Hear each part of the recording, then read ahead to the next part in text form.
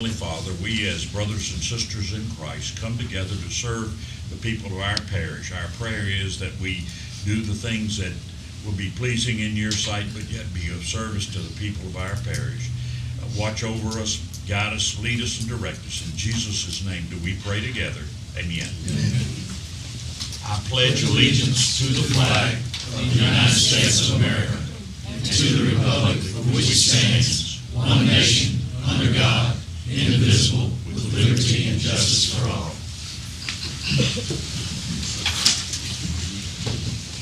I have a motion we approve the agenda. So moved. Second. All in favor say aye. Aye. Any opposed? Unanimous. Any public comments on anything on the agenda? Mr. Smith? Yes. On item, I believe 12 and 13. When you get to 12 and 13, could you consider that both of you sign these documents or whatever? Because Just talked We were about talking that. about We that. don't change that wording. It says and instead of are. okay, We just caught that.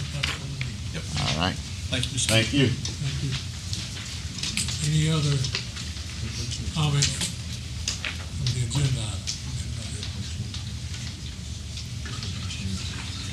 All right, if not, we'll move on to the minutes of the prior meeting, October 13th. I make a motion to approve minutes of the prior meeting. Second. Any discussion? If not, all those in favor say aye. Aye. Opposed? Unanimous. Committee reports, Health and Welfare Committee, and Ms. Carter's not here. I'll be giving Ms. Carter's report tonight. So the Health and Welfare Committee met this past, what was the date, Kevin? I have it in front of me. Thursday. Hold on one second, I'll have that.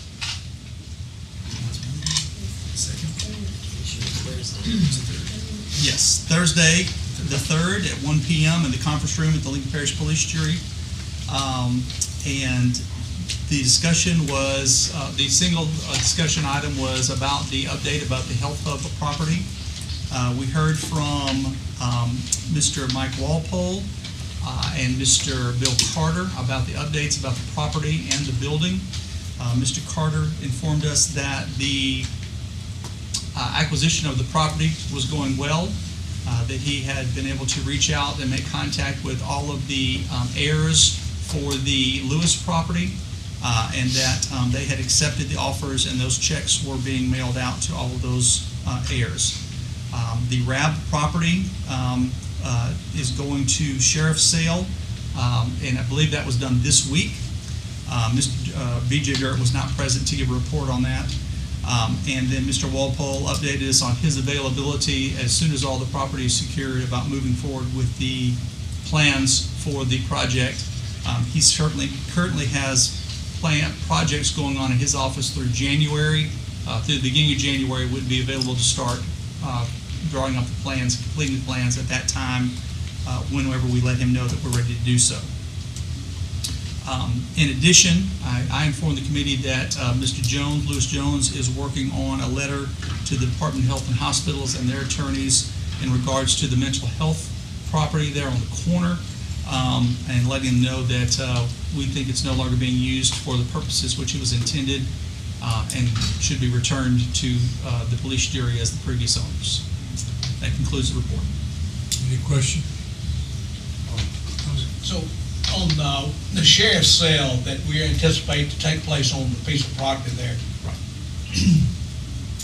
how much of a piece of property, how will that, so we'll have a representation from the police jury, that'll be, which... You're going to ask me questions I can't answer, Mr. Scriber. Okay.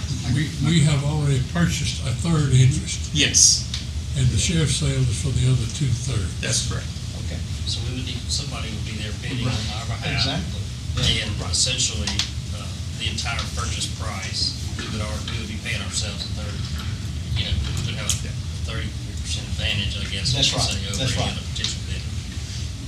Okay, all right, good, thank you. And just to clarify a little more, property is, that the original design structures are acquired except for that one piece. Carter said we could go ahead with the rest of it, That's correct.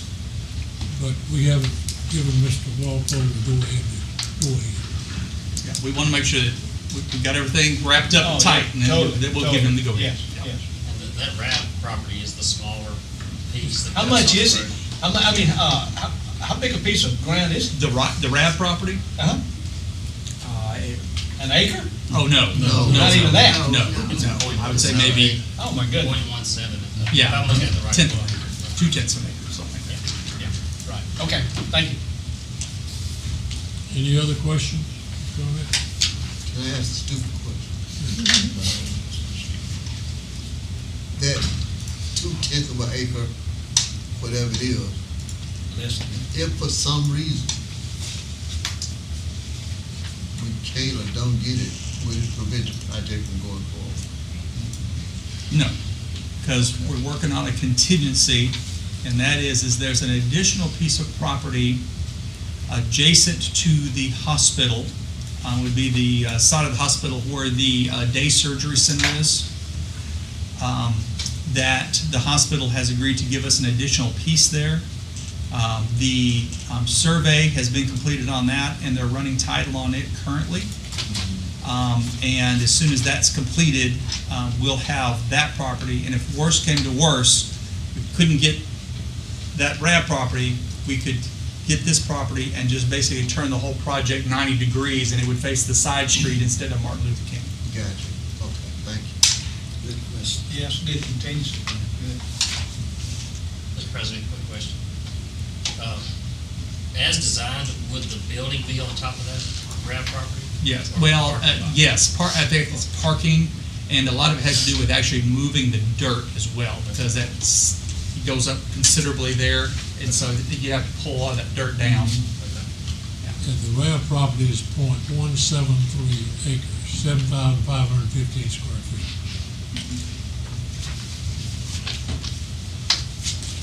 Okay, any other questions? Just realize we have, Walpole's still on hold.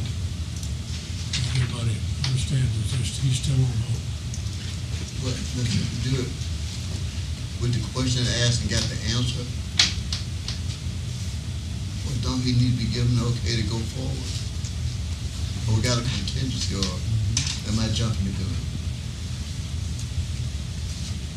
I think as soon as we get one or the other properties, we can give them the go-ahead. But we need to make sure that we have at least one in our pocket. We don't have either one yet, Gotcha. so. We don't have, what do you mean by one or the other? We either need to have the RAB property, or we need to have the property adjacent to the hospital. Can we get, I'm Ultimately, we want Yeah, both. Yeah, we can't get both. Yes, Okay. yes, but we need to make sure we have one or the other first. Because we have to have one of those two to make sure that we can fit the building one way or the other. So when, do you know when the sheriff's sale is? No, I don't. Can you force the sheriff's sale? Yes, Yes. So can we do that? yes. Does, That's what's- Yeah. Mr. Carter handle that part of it, or is that Durant Title Company? Derek Title's handling that portion. Okay. Yes. Carter, I think he's working on the other, He's working on the rest of it. the rest of it that's not. Okay, I need a motion to accept and approve the minutes of the Health and Welfare Committee. So moved. Second. Any other discussion? If not, all those in favor say aye. Opposed? Unanimous. Personnel Benefits Committee, Mr. Henderson. Personnel and Benefit Committee met at 6:30 today. We didn't have any old business, but new business. We voted to appoint Dr. Tiffany Bates and Mr. Tony Young to 3-year terms. When the term ended in December and September 30th have already expired. For Mr. Young to take place, we represent from the Northeast Delta Services Authority, and I make that in the form of a motion that we're appointed. Second that motion. Any discussion? Now, I'm gonna back up on the Mr. Henderson, Yes, sir. just to let you know that Chief Reynolds is here. If somebody has a question about, somebody asked about that district for Richard I. Chief, you want to explain that? They've been asking the committee. So what's the question? Richard I is in Ward 1. Ward 10, I believe, he's in, Mr. Melton's. The person the area that he represents and can be appointed from that's a ward though, and it's not a district, it's a It's a ward. ward, yeah, well, our stuff goes back to the old ward. So the question was, does the person that we appoint to that position have to come out of Ward 1? I know some of those have to come, like Ward 10. Ward 10. Does it have to come from there? I would have to go back and look at it, the way it was written, by recollection, each small municipality appoints somebody, so that's 4, and then the jury is supposed to appoint 3 to make sure there's That's right. representation. That's right. So the 3 that the jury does, are they just at large to the parish, or Yeah, do they they're come at from a large. certain? They're at large, so they're not necessarily attached to a ward, I don't believe. I'd have to go back and look at it. I believe they are. Let me pull that and I'll send you that information in an email tomorrow. How's that? I just thought he was here tonight for us. Yeah. And the original goal was so that the jury could make sure that Everybody was represented. everybody was represented. Okay. I have it right here. I have the information right here. Okay, you want to look at it? It's revised statute 40.1509. It says the board shall be comprised of at least one member from each ward located within the boundaries of the district. The representatives of each of the municipalities come from wards 3, 4, and 5. So Downsville's Ward 5, Dubach Ward 4, Simsboro Ward 3, Vienna Ward 3. Therefore, the police jury appointed representative must come from Ward 1, and 1 must come from Ward 2, in order to have all wards represented. The third police jury appointed representative can come from any ward. So that must be the 10. So- Ward 10, huh? Correct. Right now, we have Richard I.A., Anthony Garrison, and Clark Canterbury. At large. Is that the old ward map that you're looking at? I don't have a ward map. Ward map's on my phone. Richard I.A. comes from Ward 1. I don't know where Anthony Garrison lives. That's the old And map. Clark Canterbury, I assume, comes from Ward 3. Anthony's in Ward 2. Yeah. Garrison comes from Ward what? 2, probably. It's Yeah, they were numbered. The So- ward numbers don't correspond to the district. district numbers. Right. If Clark Canterbury's in the Simsboro area, he's probably from Ward 3. Yeah. So Clark is probably at large, whereas Richard I.A. and Mr. Garrison is from Wards 1 and 2. So you need to replace him with Ward 1. I'll send you the information and I'll send you a map as well. That'd be good, since he was here. Yeah, that's good. Okay, any other discussion? If not, all those in favor of approving the committee minutes? Aye. Unanimous. Okay, you got it? Yeah. Solid waste and recycling, Mr. Frank. All right, at 6:45, we had our solid waste committee meeting today. We were discussing the C&D site out at the landfill, possibly stopping the commercial debris that's coming into the landfill to try to prolong the life of the C&D until we can get the new site set up, which could take a year to a year and a half to do. We could run out of space before the new site's available, so we're trying to take a step in that direction. We haven't done anything yet, this is just discussion. Second was state highway cleanup. We were talking with Mr. Carey about the litter patrols picking up state highways, like a secondary, focusing first on the parish roads, and then some of the roads and the state highways like 33, Highway 80 east and west, 3072, the ones that get real bad from the garbage trucks. When we were called up on the others, coming through and helping clean those up just a little bit, but that was just a discussion as well.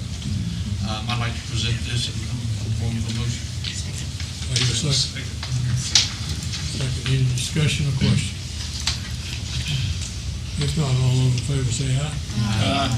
Opposed? Unanimous. Enterprise annual update. Stephanie Miller. This is Stephanie Miles. She's our representative from Enterprise. Stephanie? Thank y'all so much for having me today. I appreciate it. I am Stephanie Miles. I am a senior account manager here in Louisiana. I actually work, I look over at you, Logan. I work with your brother. I do a lot of work here in the parish with the Sheriff's Department, the City of Ruston, and then I do a lot of work along I-20. So appreciate y'all's time today. We started our partnership about 2 years ago. It was actually November 30th when we started partnering together. And they're going to pull up a slide just to kind of give some graphics up there. But I am currently working with y'all to replace and kind of revive your fleet to make it a newer, fresher fleet, which is safer for your employees, for your drivers.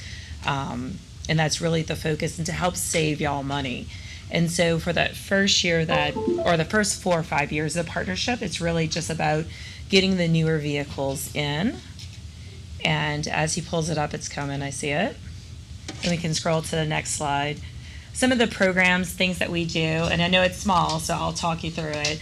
Anything in green is what we currently do for y'all today, which is going to be the acquisition of the vehicles, whether that's from state contract, through a dealership, or through the manufacturer directly. We finance the vehicles on your behalf, take care of all the license, titling, registration, any kind of aftermarket specialization, so cranes that we put on the back of the truck, special bodies. We take care of all the maintenance, so we fix that. So it's a fixed flat rate, and then we have sold your vehicles already for you. Anything in red are things that we can still offer to you, such as a fuel program.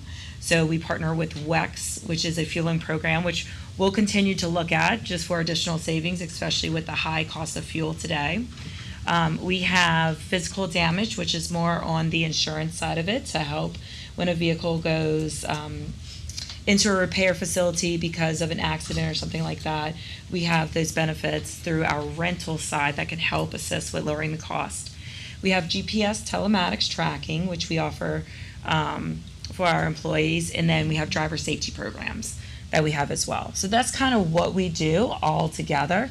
So we're not just a car dealership where we replace vehicles and sell you vehicles. It's a whole fleet management program. So the next slide will just kind of show, again, it's very small, but what I'm really looking at here is anything on your top slide is going to be your model year composition from today versus what it was 12 months ago, and your odometer, which is on the bottom, today versus 12 months ago.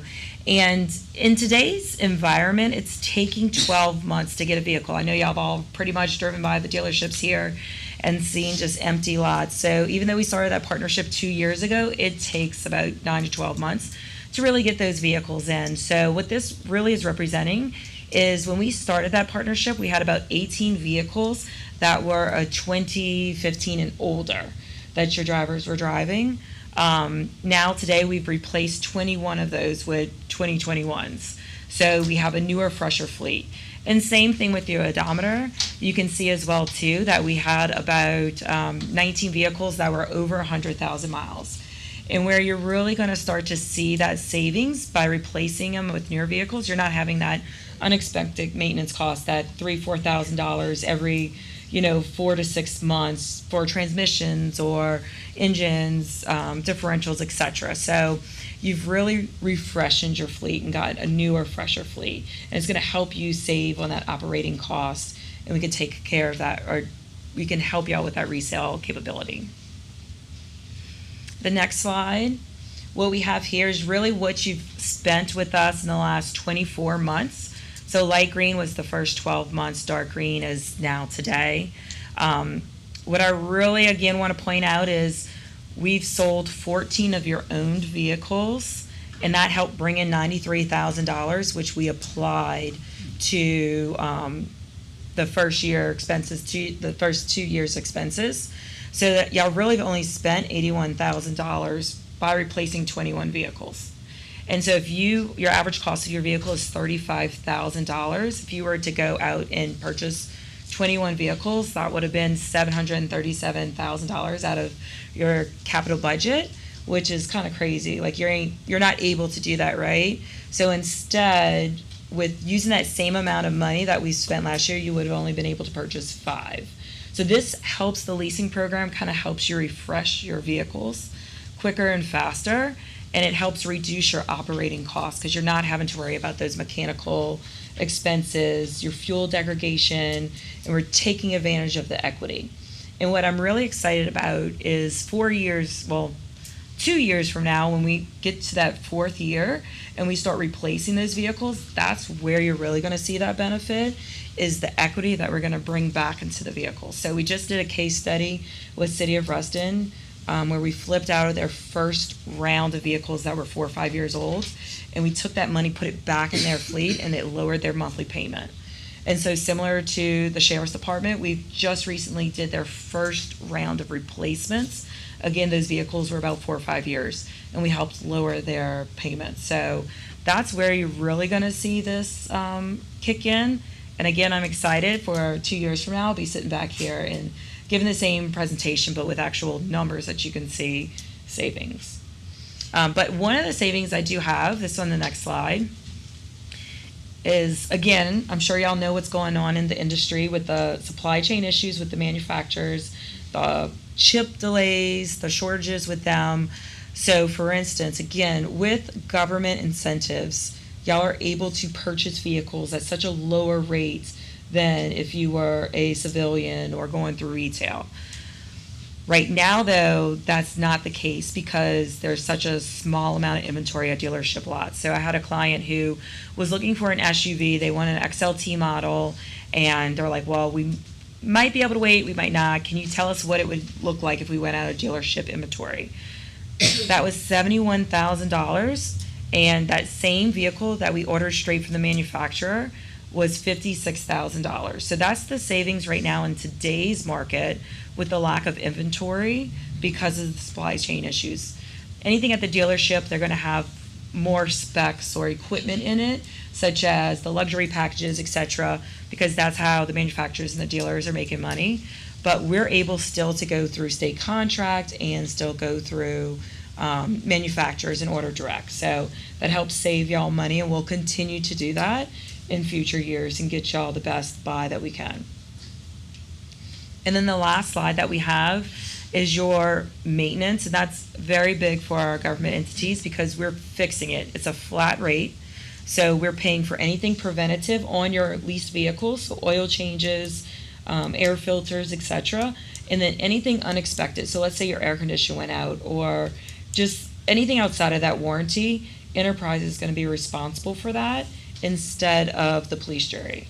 So that's going to help flatline your budget so you're not having to go through those ebbs and flows of the maintenance upticks. So that is where we are with the program. Any questions or anything that can help explain for y'all, I'm here for y'all, and I will open it up to y'all. Who carries the insurance on these vehicles? The police jury does. We do. So when we have an accident, the police jury. Mm-hmm. And it's still the same way as if you owned a vehicle. But one of those programs I mentioned before is that we do offer a physical damage side of it. So if y'all are self-insured for liability and you always want to look at what we can offer on the physical damage side, we can look at that. And there's high deductibles. There's different parameters. The coverage we normally carry and the coverage we're required by you to carry, is it the same? It's $1 million for all vehicles. Liability I'm talking about. Yeah, it's the same coverage. I have a question. Do you have a, for lack of a better term, some kind of database that compares how we have used our cars or trucks compared to maybe Washington? In other words, what can we do to improve accountability with those that are using it, to help them to understand that this is an investment and we want to get a better return if you do this? Treat it like. You understand what I'm asking? Correct. So treat it like this is your own vehicle. Right. So if you take care of it, it's going to look nicer, it's going to last longer. We'll get better resale for it on the back end when we go to sell it, etc. There's two things. If we were looking at how they drive the vehicle, we do have that telematics program, GPS, and it'll review like harsh braking, speeding, harsh cornering, etc. And there is a government purchase on that. It's a tracking program too, but there's also a safety aspect to it. And then as far as how they keep it clean, there are some of our clients who do check-ins, is what they would call it. And whether it's a monthly check-in and they have a checklist of how does the vehicle look, how is it represented, and then they do like rewards for the employees who make sure, like they put them in for drawings and stuff like that if the vehicle is well taken care of. So there's those options like that.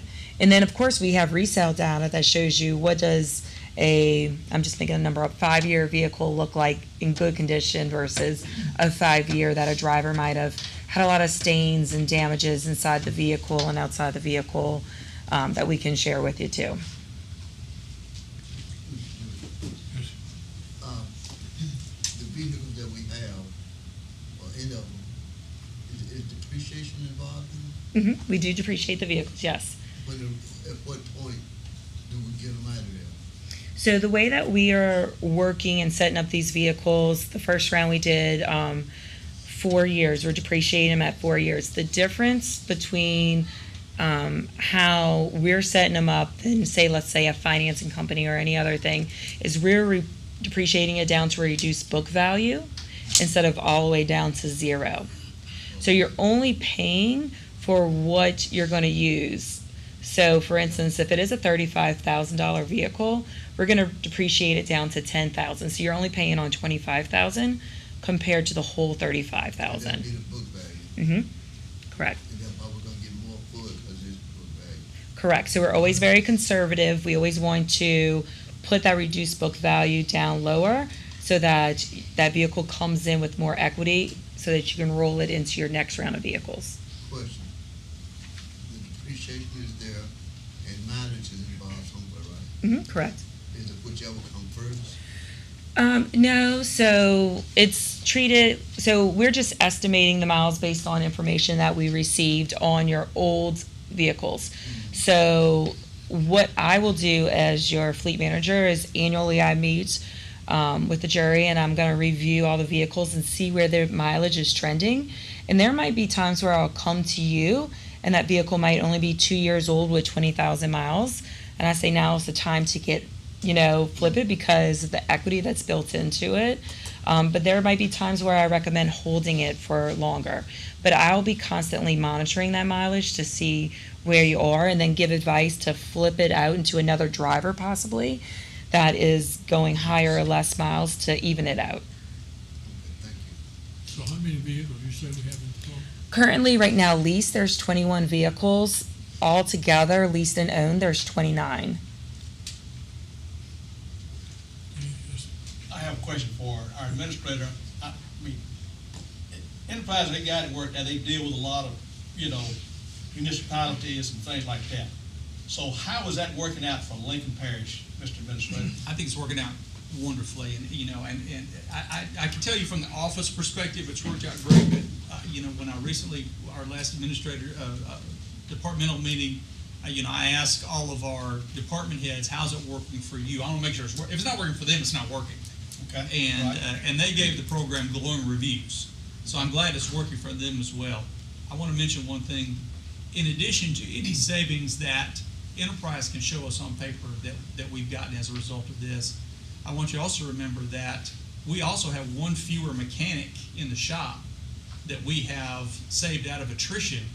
We had one that retired and we did not replace that position. So that would be a year-over-year cost savings both in salary and benefits that's right. So, I think the savings are substantial. And plus, I think there's the intangible benefits of having a new and good-looking and respectable fleet out there that represents you and the employees very well. Yeah, keep them clean and well. One thing, and the department heads can vouch for this, one thing that we stress from the very beginning is we're going to keep these vehicles nice and clean so that we can get that maximum resale value when the time comes to sell. That's what I was asking. And your relationship with Enterprise is as it should be. Their representatives and myself and the office staff, the particularly Jerry Lynn and Kevin, they're kind of our main contacts in the office. They speak weekly. So yes, it's been very good.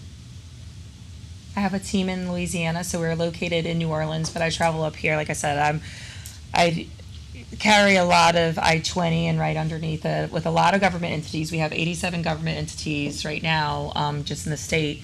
And so it's not just myself. I have a coordinator who helps out Melissa. And then we have a team, a fleet strategy manager who helps remarket the vehicles for us.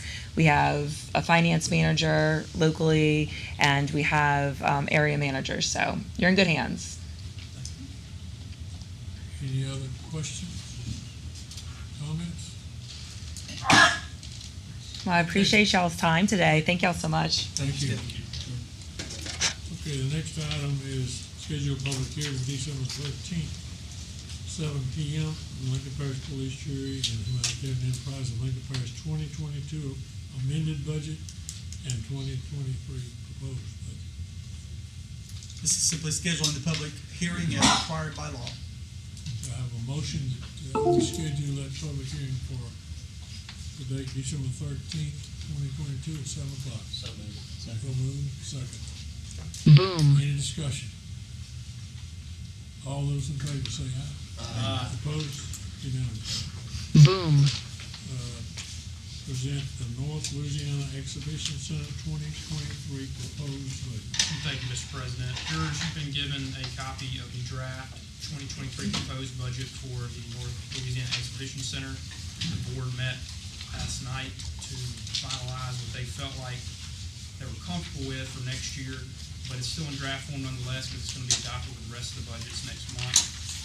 Only items of note that I want to point out for you to look at are the salary increase for Angela, which is obviously well-deserved, as well as some improvements in development that we budgeted for to kind of put some of that money to work that she's been making so we can continue to expand on the events that she's having to show growth and get more to a self-sustainment type of thing. But that's all I'm really wanting to show y'all today, but if y'all have any questions, feel free to reach You out. want to make any comments, Angela? We've had a great year this year. We have lots of events, and I've rebooked for next year. So I believe that since COVID is over, I believe, well, it's not over, but I'm just saying it's kind of let up a little bit, and we were able to go back to the capacity that we were having before it. Maybe I should say that, and then we have booked more. Lots of different kinds of events, and I look forward to more in the future. And I thank y'all for the raise. Well appreciate it. Can you give us a little bit on Lincoln Hall? How it's doing? I have it booked several times already for 2023.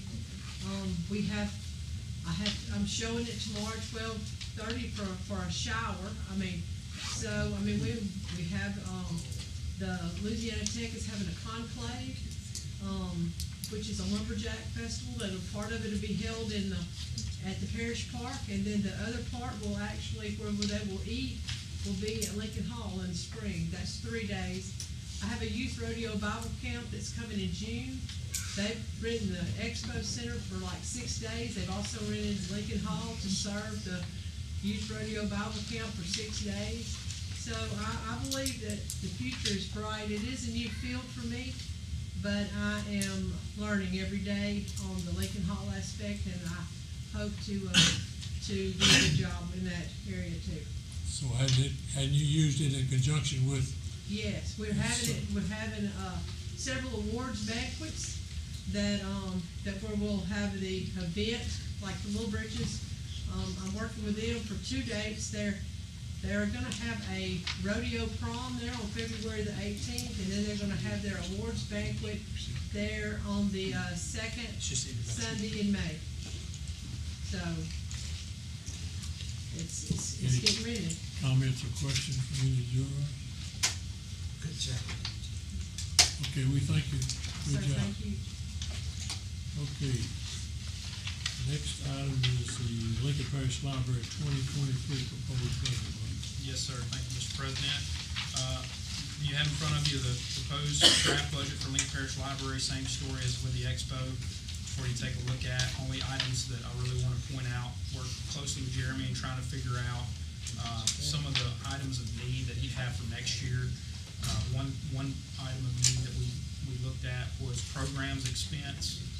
He can speak to it more if there's questions, but just to kind of give you the rundown of that, those are programs or events that they have here at the library, and that creates a lot of foot traffic. And I think that one of the things we discussed was there might be some more opportunities for different types of events to be held here that he was limited through that budget line item. So we put a little in that. We also put a little bit in travel and training because there's been some staff changes. He's looking to hire some more. There might be some opportunities for professional growth for the staff members. But overall, the budget expenditure overall line is increasing only around 2%, which is pretty much on track with what the projection showed last year when there was a study pretty much done on what needed to be done for the next 10 years for the library. So if there are any questions on that, feel free to let me know. Anybody got any questions, comments? Okay, the next item is adopted investment policy. I'll let Michael let you know kind of what led to this, and I think he has a Sure, absolutely. So, comment on this as well. yeah, one of the things that came up probably several months ago was having discussions with some of our investment managers. What was called in question was our policy, and what was provided to me from what they had was basically the reference statute that tells us what we are allowed to invest our money into, which obviously there's a state statute that says we can only invest in certain instruments, which limits what our return is. And through that discovery and through that discussion, we found that we really didn't have anything truthfully in writing on what we currently do for investments. So we worked together to put something on paper that basically just states what we're already doing. And I think that creates less confusion for our investors, but also too, it's making sure that we're maximizing what our return is in the event that if they were given something back in 1996 or in the 90s, if that statute has ever changed, this policy wouldn't have been scalable for that. Now it would be. It would be scalable for any changes that legislation made on the statute itself. I know we've had some last-minute discussions too with some of the jurors about what that needed to look like, even though we may have been doing it a certain way in regards to what the roles are. And what's been presented to you shows a consultation with the police jury president and or the finance share committee, whoever they may be at the time. But it is up for discussion. Any ideas that may be had by jurors, that we're open to that, because we definitely want to put in writing what the best practice is for us in our investments moving forward. So any feedback is welcome. Are you asking for feedback now or after we make a motion to adopt? Well, feedback now, because that may affect the motion, I think. And this is just a suggestion. I think it could be a good thing, but the way it's worded to me, and this is just me, Mike, it takes the accountability for investments away from the police jury, and it puts it into the hands of the administrator and the treasurer. And I'm not saying that these two people are not honest. In 4 years, you might be admitting I'm not as honest. So I would like for us to consider a rewording that might read like this, and you might want to change that or not agree. But I thought it should be the administrator, the treasurer, police jury president, and chairman of the finance committee, pending the approval of the full jury, invest any reserve or surplus funds in deposits that shall offer the police jury the most favorable rates and interest. I don't think we should take we are elected, the 12 of us, to invest that money. I think the wording should reflect that we are actively involved in that investment. you might think differently. Comment? I got a question, Okay. Mr. Chairman. Okay. Feeding off what she's saying. Right now, does it state who does our investing and how it's done by who? To our knowledge, there is not currently a written policy that has been adopted. I will tell you, to my knowledge, and Mr. Dyer, I'd love for you to chime in on this. To my knowledge, the treasurer has been the person that has historically handled the investments, period.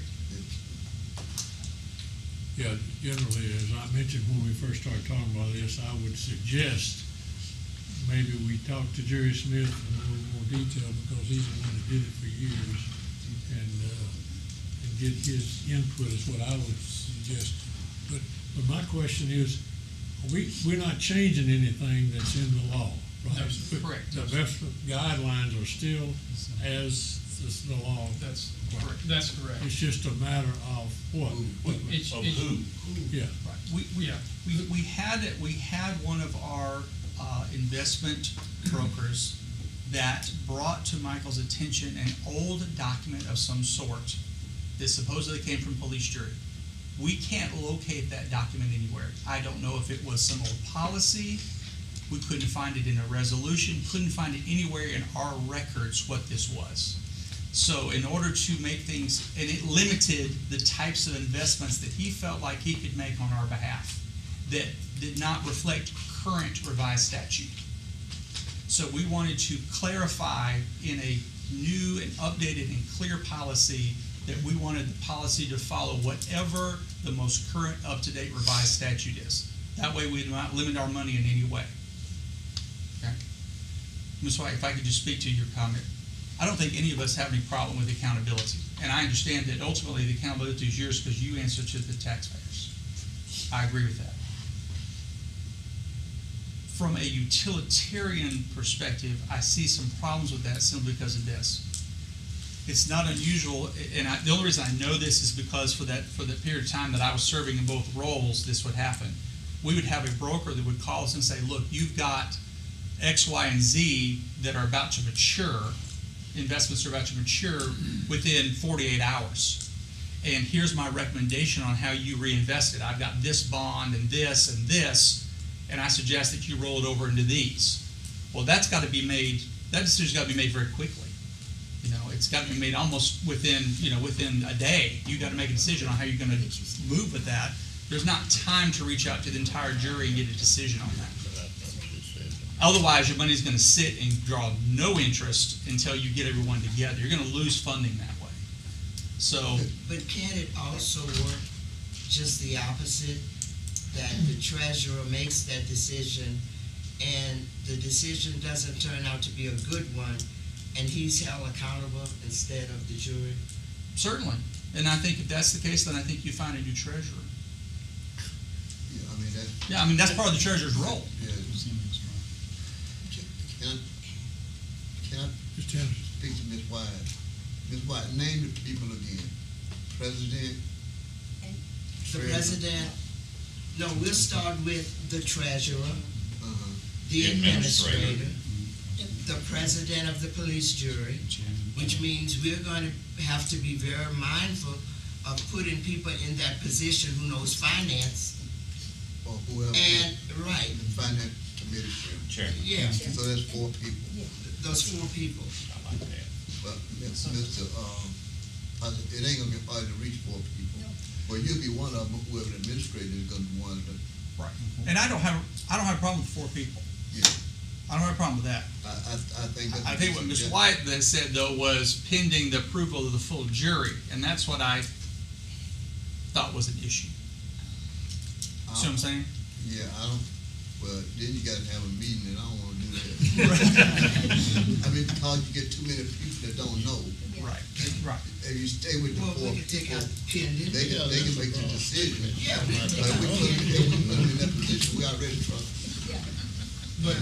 But if we take out pending, is the word consult, that's, you have an issue with that as well? Is that something you'd like to see differently? Consult, like consulting? The way it's written, Consultation? to proceed. way it's Do you see the written, highlighted version that he gave you, the revised highlighted version? it says the administrator Or or treasurer, upon consultation with the police jury and the chairman and da-da-da. Sometimes facts get lost in discussion. What if you change the R to the hands? Huh? If you change the R To the end. to the hand, that do exactly what you say. You take the word OR out and put and, Right. and both of Because those the way it spots. is, just one could do it. Yeah. Like it has already, always been done, like I Right. said. And the only, once again, I'm trying to be difficult, I'm trying to be practical. I understand. So let's say that Michael is on vacation for a week and out of town and not available. And they call and say, we got a bond that's coming up in 48 hours, we need a decision, whatever. Then someone's got to make that decision. You see what I'm saying? There's maybe treasurer or designee. I don't have to have my name on it. We just have to have somebody that can make a decision. I think you're talking about the second and/or, right? Between the president and the chairman of the Well, finance. it's four people this It's year. for people, but I mean, Right. Uh, You're talking about and, the second excuse me, and. Yeah, hey, I just, my thing was, if you got a call and you need to make that decision, then pick up the telephone like they picked up the telephone to call you. Right. Pick the telephone up and call them and say, this is what's up. We need to make this decision. Right. So at least they know. Sure. And that's. I don't have a problem with that. I don't have a problem making the calls. I'm just saying, but if somebody in the office isn't available, you know what, we'll figure it out. It's not that big of a deal. We'll figure it out. Mr. Crawford wants to make. You take the word or out, and I think you got it. yeah, take the word OR out, you get it. You got it. Who makes the call to tell Michael we got 48 hours? You said they make. Typically the broker. Okay, who picks who that guy is? Well, we as the jury pick that's gonna be the And we broker have that not will know. always made good decisions. I don't wanna, That's right. That's some But of the those jury that don't picks know. who's gonna be our broker, correct? Treasurer, probably. Treasurer picks, or the jury pick, who picks? Let's put it this way, I can't answer that question because we haven't changed since I've been here, nor since Michael has been here. We're still using the same people we've used previously. Now, we've had conversation about RFP, doing an RFP in order to maybe better look through those people and kind of, funnel You know, through. that would come down to the administrator and the treasurer. Typically, it'd be the treasurer, treasurer probably. decide. As it stands right now, without a policy, that's what's been in practice. That's correct. That's what's I been in think practice. it's a good idea to have a policy. Right. But I think it's prudent that we put that responsibility back onto the people, because that's who it was given to. The accountability is with the police juries. Table it. Table it. That's correct. Okay, I suggest that we refer this back to the finance committee for our next meeting to work out the wording and come back for December. Is that all right, Mr. Chairman? That's, Okay, we're doing Yeah, I think we probably get more Yeah. information. okay. Well, I really need a motion to do that. And so, I make a motion to Motion. further this finance committee. Second.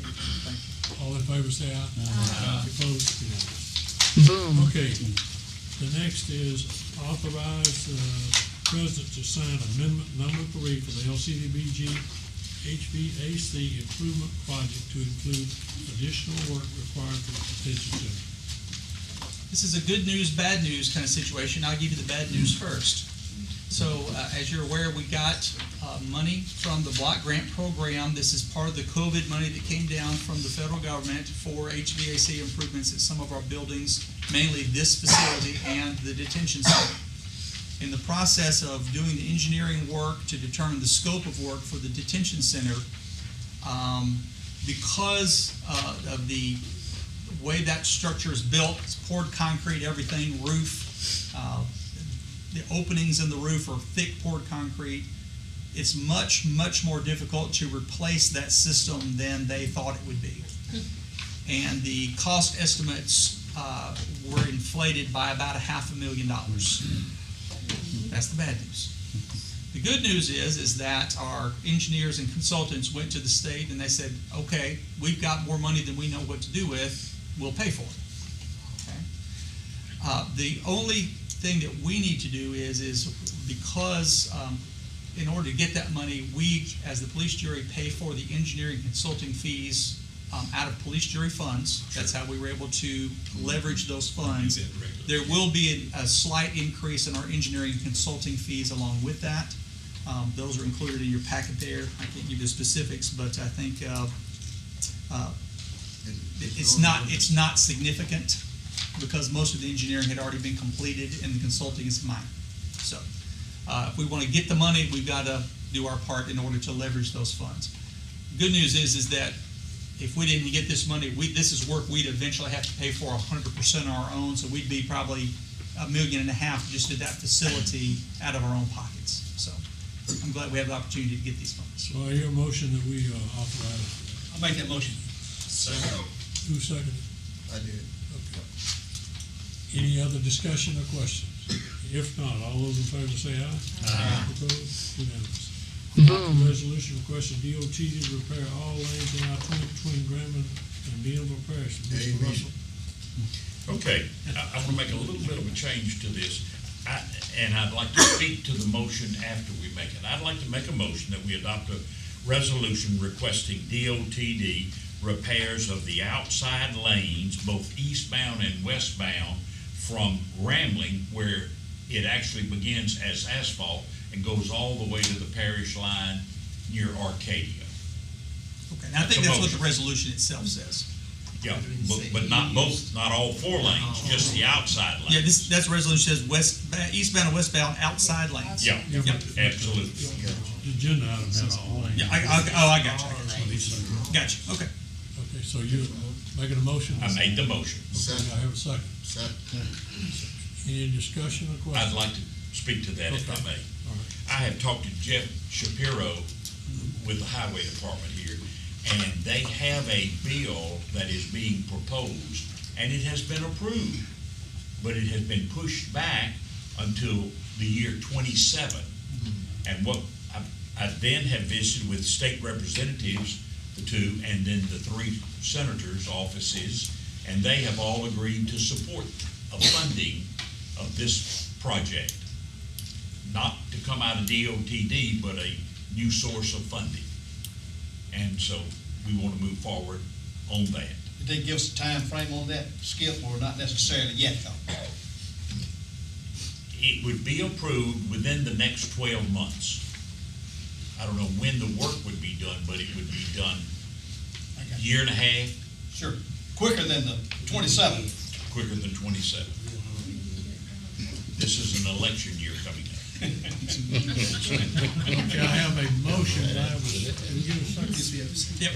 Okay, any other discussion or comment? Have a good time. If not, all those in favor say aye.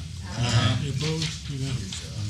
This is Rock. Adopt the resolution to authorize the submission of an application for Louisiana for LGAP for rehabilitation repairs to lift stations in North Chatham Parish Sewage District and Blueberry Hills Sewage District.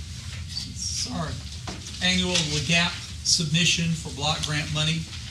And this year, as we have last year and other years in the past, requesting this money to go towards general repairs for our sewer district. And I need to, for Mr. Smith, I want to go ahead and say this is to authorize Richard Durrett and Yes, that's right. Barstow to sign the application. That's correct. I have a motion. Motion.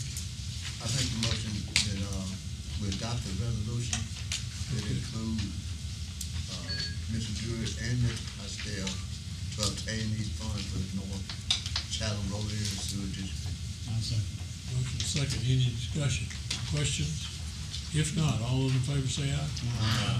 Any opposed? Unanimous. Adopt the resolution to authorize submission of a CWEF program for repair of select water mains and water valves within the Mount Olive Waterworks District. To authorize Richard Durrett and Doug Costello to sign the application, concurrent request for payments and other required documents. And to authorize Michael Sutton to serve as certifying officer attesting the signatures of Richard Durrett and Doug Costello as authorized signatories. Do what? You did it on 13, but not 12. The and. So, no, I put the and in there. Motion? Second. Any discussion, any questions? Who was the second, I'm sorry? Man. Lloyd. Lloyd was the, Okay, thank you. Lloyd. All those in favor say aye. Aye. Opposed? Unanimous. Report, Michael, second. Yes, sir, Mr. President. I did provide everyone with a year-to-date budget to actual. I say year-to-date, we're technically till the end of October. But obviously, we're going to be doing amendments next month, and the story still remains the same. We have the issues with contract labor, certain lines with office supplies expenses, but then the typical fuel prices on vehicle supplies, hot mix, asphalt materials, and highway. So that really shouldn't come as a shock to any of us based on the increase in prices, but we're gonna have a list of amendments to be adopted with budgets next month. But other part of my report, I did provide everyone a copy of the drafted version of the 2023 budget for the entire Lincoln Parish Police Jury. And the one thing I want to point out, which the item of note that everyone's probably been wondering, is how ambulance will be funded for year one. As we all know, we typically have an expenditure line for transfer to courthouse capital. What we've done is reallocated a part of that transfer for 2022 to be earmarked in hospital proceeds to make up for the difference of what we already budgeted for this year of 120 with the ambulance funding for 2022. So basically, that'll be transferred back in the general fund next year to pay the bill when it comes due. But other than that, I mean, once again, this is being provided to you to look through, and I'm happy to answer any questions now or at any other point between now and December. This gives us a whole month to review, discuss, and finalize for next month. Technically, we have to publish it how long before the next? 10 days. So we don't have the full time. Well, We have to publish it within. that's correct, but up until adoption, if anything does change, I mean, that's a possibility, but bottom line, I would hope that by 10 days before we'd have a finalized. Yeah, I just want to make sure Yes, everybody sir. that's coming Yes, to sir. me, try to do it in the next couple of weeks. Yes, sir. But any questions currently? My, one question, Yes, sir. the proceeds from the 10 million, Yes, sir. what's that been averaging the last couple of years? Over the last, if I went back 10 years, and it probably averages around 150,000. Right there, yeah. Right there at it. Right Yeah, I mean, it's probably a little bit, give or take a little bit on, but that's just a good roundabout estimate there. Obviously, last year and the year before were outliers. I even talked to Doug and myself, talked to Lucius and, with Argent. He told me that in his professional opinion, as long as he's been doing it, I respect it, that I'll probably never see returns like we've seen the last 2 years any more in my career. Even with the Fed increases? Yeah, he is very positive about what we think anticipate for the coming years in that return. So, Okay. I mean, obviously nothing's a guarantee there, but it's still promising. I mean, it obviously was at an all-time low the last several years. Any other questions or comments? If not, Department head report. Okay, let me see who I got here. Carrie? Anything else you want to present to us? Nothing else left. Thank you, sir, appreciate it. James, Lincoln Parish Park? I can certainly speak to the enterprise rentals. Al can as well. I was in a 15-year-old truck and got a lot of, it's certainly nice to have a new truck and get a lot of comments from park goers that are appreciative of that as well. Just want to make everybody aware that Lincoln Lights Up the Pines is coming up. It's 3 weeks from this Thursday. First, the second, and third, 5:30 to 10, $10 a car. And hopefully everybody will let people know and come. Excellent. Thank you, James. All right. I can't see who else back there. All right, Jeremy? Jeremy! You've been wandering the roads during these meetings, so we're glad to have you with us. How are you doing tonight? I can say that October was a very busy month for the library. We brought back our big fall festival that we haven't had for about 3 years. And we saw over almost 300 people come through for that. It's a carnival type thing. It's going to be called Fall Into a Book Festival every year. And this past year we fell into Charlie and the Chocolate Factory. So it was a candy theme thing, and the kids seemed to enjoy it. Lots of games. I spent the 2 hours on my knees playing ball throw with kids, and it was lots of fun. Lots of pain later. And other news, there are lots of other festivals and Halloween things going on for the month of October, and we participated in 4 large events, and those 2 or 3 staff or 1 staff person saw over almost 3,000 people at those 4 events. So we participated in the Monster Mash, Emmanuel, Lincoln Prep, and at Delta Community College's events. And then the big news, because I'm the librarian, so I got to be excited about this. You don't have to be, but I'm excited about it. We're getting a new, what you call an ILS, an integrated library system. And what that is that's our internet-based catalog for the library. We're dropping the system that we've had since 2008 to go with a more up-to-date, modern look system that I think the patrons are really going to be wowed with. This one is the bright and shiny new one. The system we're going with is called Book Systems. They have an old established system, and they're getting ready to upgrade. Well, all the new customers automatically get the upgrade, so we get the new thing. I'm super excited as a nerd. And the best news about it is that it will save us about $8,000 a year is what it is. So that's one of the best things about that. Thank you. Jeremy, what happened to the card catalog? Okay. Angela, did you get us up to date on everything going on in your place? I did. I'd like to apologize for not standing a while ago. But I also would like to elaborate on the Enterprise. It's been a blessing to me to have a vehicle, like more than you'll ever know, because in the past I've got the hand-me-downs. And I got the hand-me-downs from the park I had there. Yes. And the problem had, and if it came from the park, the tailgate was dented. There was. Then I got a truck, I think from Cary or the highway department, and it wouldn't carry the groceries in the rain. And you're liable to see me at any grocery store in town because food's hard to find. I go to Sam's 2 or 3 times a week. You might see me during the show. You might see me there on Sunday. You might see me at Hobby Lobby looking for tablecloths and decor now for the Lincoln Hall. So y'all will, you might see my car around a lot, and I thank you from the bottom of my heart. I appreciate it very much. Very good. Did I miss anybody? Very good. You ready for me? Yeah. All right. First, I'd like to do is, I think everybody's had a chance to meet her, but I want to formally introduce her, Miss Nikisha Dyes. I always say it wrong. Nikisha Dyes. Nikisha is our new payroll and personnel director, and we're just so very, very pleased to have her. Welcome. And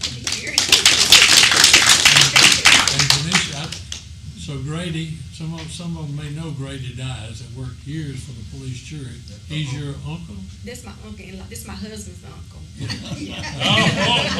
Yes, clear on that.